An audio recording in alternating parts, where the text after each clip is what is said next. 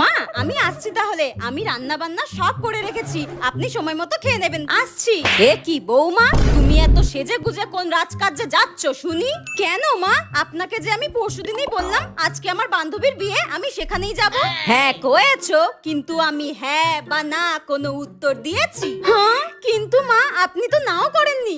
আমি কিন্তু একবার বারণ করেছি, যদি যাওয়ারই হয় তাহলে একেবারে তলপি তলপা গুছিয়ে নাও, একেবারে বাপের বাড়ি চলে যাও, ওখানে যা ইচ্ছা করবে চলে যাও।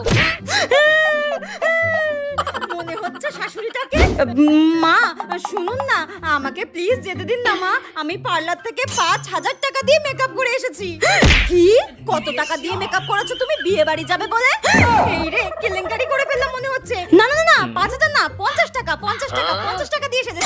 ঠিকই করেছো, যা দেখতে তোমায় মেকআপ ছাড়া তো এতটুকু সুন্দর লাগে না।